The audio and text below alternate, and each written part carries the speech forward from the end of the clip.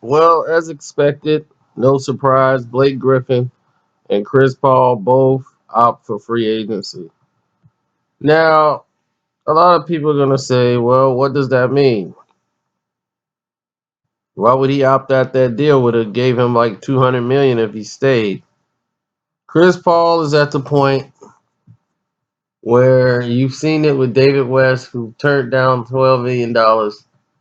We got to see how much money that Chris Paul is going to get. But even if he did, you'll be looking at what, $150 million max contract. So you still leaving like $50 million on the table just because you want to win a championship. That sounds crazy. And it seems like the Spurs are trying to move Aldridge out of the way so that they can have Chris Paul come on into the team. And I don't blame them for that move.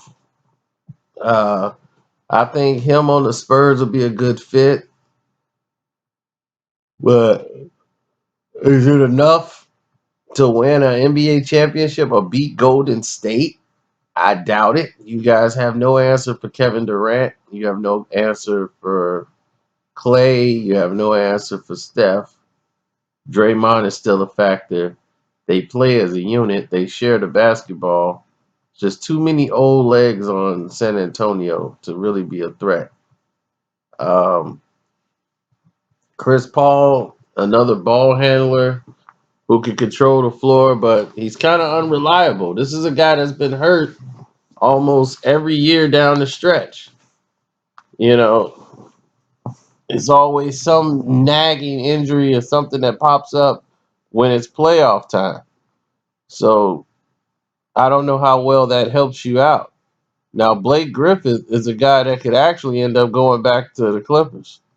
I think these guys were both not wanting to play with each other anymore.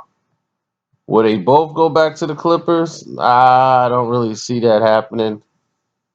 Uh, I really see San Antonio and Chris Paul's future.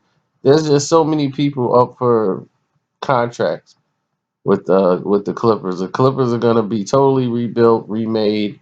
It's going to be a drop zone of all free agencies, like all free agents going to the LA Clippers.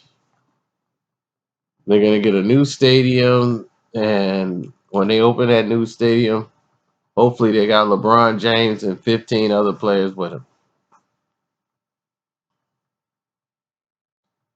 So we'll see what happens.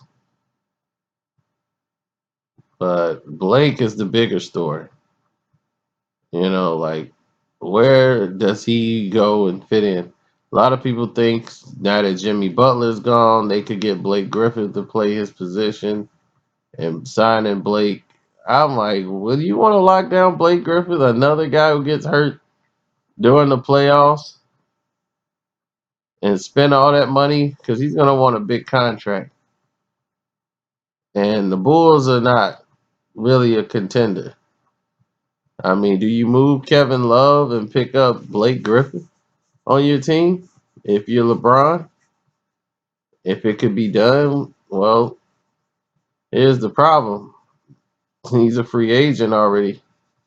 So you'll have to just be able to sign him. And I don't think they can get another max contract guy when you're paying J.R. Smith all that money and you got Tristan Thompson signed to a large contract.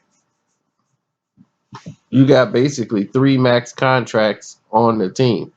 LeBron, Tristan Thompson, Kyrie Irving.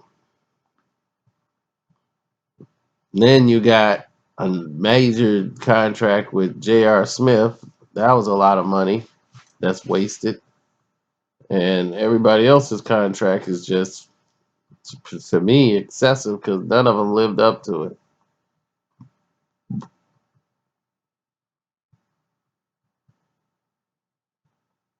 Now, Kevin Love contract is manageable, but how many people want to take that risk? A lot of people want Kevin, they want Kevin Love, but they're not willing to give up what Cleveland would want for him. They're looking at like 2 players for him, or a straight up deal for like Carmelo Anthony. But to the rest of the team, that don't make sense. But we'll see how it all plays out. It's your boy Carcino. I'm out.